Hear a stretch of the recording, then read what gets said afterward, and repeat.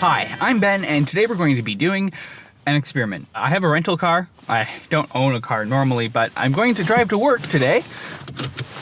Almost at peak traffic, but it's really not because I'm a little bit later than I normally am. So I'm gonna start a timer and we're gonna go. I have a GoPro here, just recording as well. Here goes, this is the timer. And start.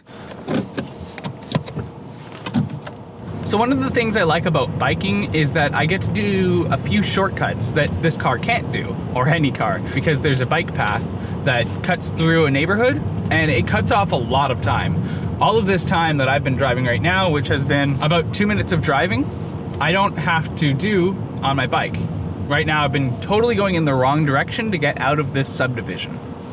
The best thing about driving, and this is somewhat non-negotiable, this is both a positive and negative, but you have your own little bubble to exist in, especially when it's raining. Those are the days where it's like, oh my goodness, this is amazing, because then you don't have to get wet and there's all that.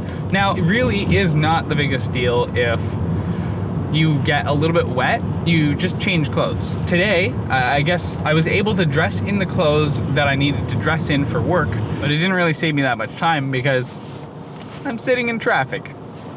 I just want to mention that I'm actually in North York as well. I'm not in Core Toronto. If I were in Core Toronto, this story would be a very different story. I feel very constricted in the car though. It's not exactly as much fun. I don't know. There's just nothing to it. I'm gonna end up at work. Maybe even if it's faster, that's great. Perfect, that's good. I can drive faster than I can bike. That's pretty obvious that cars can go fast. Now, the only difference is traffic, which, yeah, I also go with the flow with my bike too, so I don't think there's gonna be that much difference in time. We're looking at 16 minutes to bike on average, and we'll see how long this takes. The difference is that I haven't gotten my morning workout in. This sucks. Like, it's nice and warm here, don't get me wrong, I'm happy about that, but I'm also nice and warm on my bike. Like, if you dress appropriately, it's winter right now, if you dress appropriately, it's not a big deal.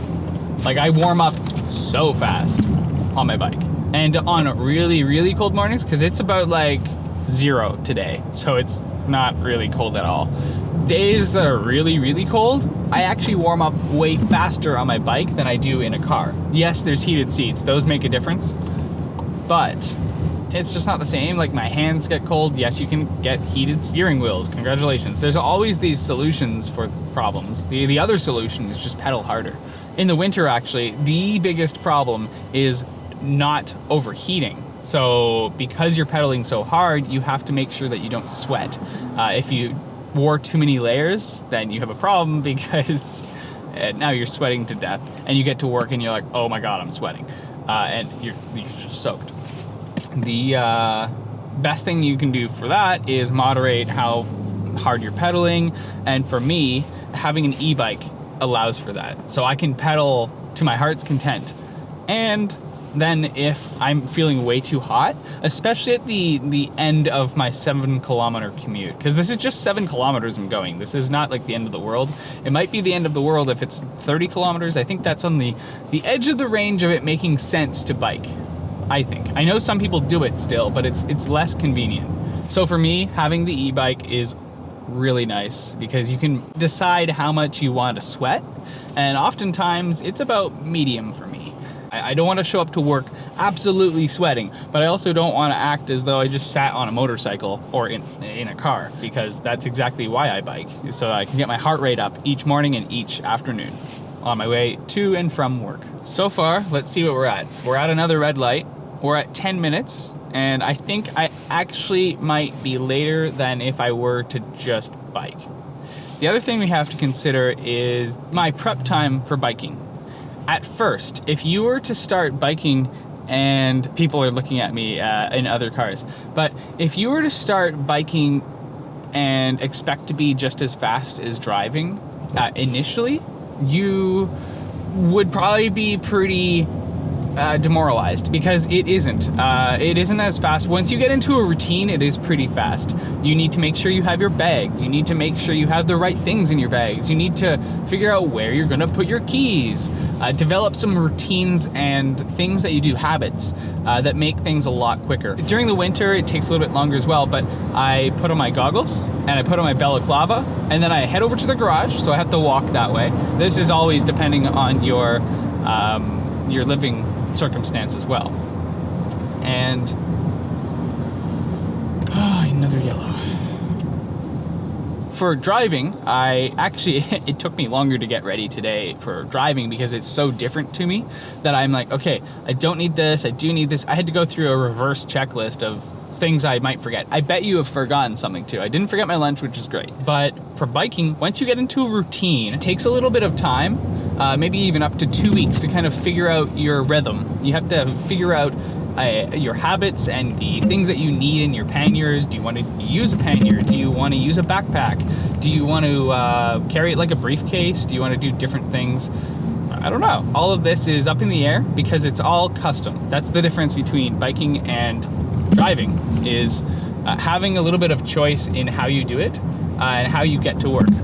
So I'll put it on screen right now. This is on average how long it takes for me to get ready in the morning when I'm biking. It isn't that long at all. It kind of goes in with, okay, I need to do this, this, this, and that, and I'm out the door. And then I need to get on my bike, so I put the bags onto my bike. That takes a little bit of time, and then I'm off. I just start biking.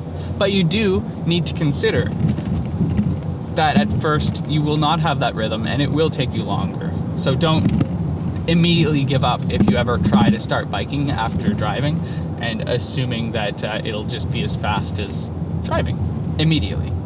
In this case, biking is faster, I can confirm, because I'm hitting all traffic, and there's up here, there's a bunch of traffic, and they're all turning right here. I would normally, with my bike, just go woo right around, and it would be fine because I would skip all of the right turning traffic and I'd filter through the lanes, and that's very good for traffic. It gets rid of me. It gets rid of me from this congestion, and it gets me out of the car because oh my god, this guy's going so slow. Why was he going so slow? So one other thing is, if there is annoying traffic that's taking a really long time to turn right or something like that, I can skip that on my bicycle, but I can't in a car because I take up a full lane. I feel so unsafe right now. Those are really, really sharp, like big poles. I guess they're held down, but if those fell, I'd die. And I get like speared just like in the movies.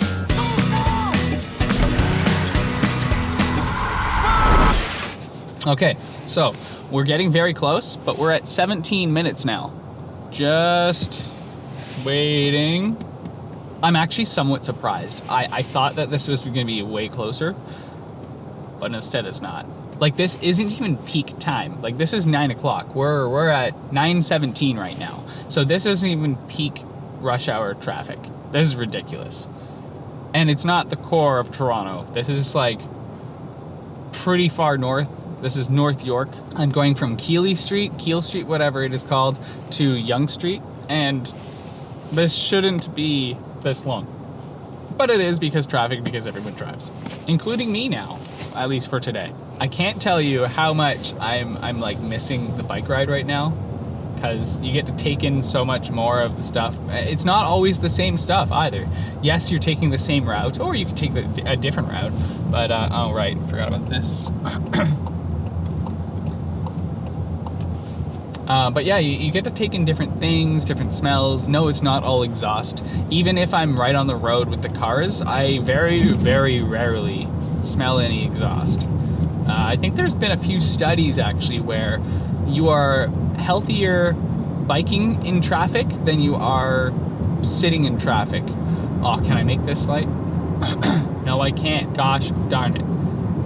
If you were wondering, by the way, why I have the rental car, it's because for work, I needed to go all the way up to Ottawa and Montreal and Quebec City within like 4 days. And we needed to do lug a bunch of gear and do a bunch of stuff and filming and everything there.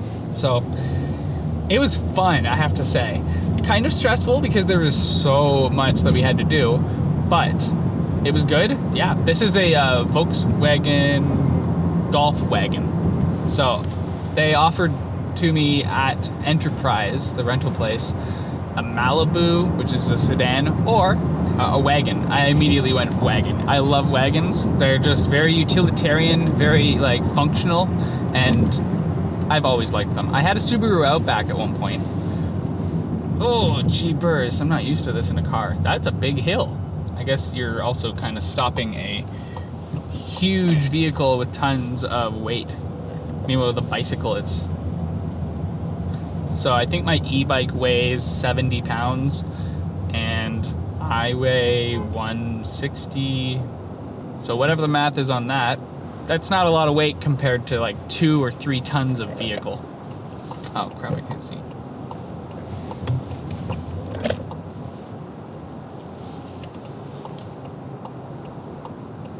Gosh darn it, I can't see. I actually think that left turns are safer on a bike. As I was saying, I haven't ever done that intersection before in a car during rush hour. And I have to say that left turn that everyone has to make to go north on Yonge Street, that is dangerous because you can't see all the stack of cars. You can't make that left turn unless you either do it blindly or you are really observant. With the bike, I actually find it easier because I can look above the cars because you're actually pretty high when you stand on your pedals. So I'm only just realizing this now. I knew that I could on my bike, but I'm realizing that it's a lot harder in a car. I mean, even if you have an SUV, everyone else has trucks or SUVs and they're just as high. So it's not like you're going to win the battle. You might win the battle more percentage of the time if you have a larger car, but then your mileage decreases and everything. So yeah, I prefer biking. Holy crud. Okay, so if we were to look at the time right now, it is, I didn't stop it and I just talked for a solid 1 minute and 20 seconds. So 26 minutes, 20 seconds.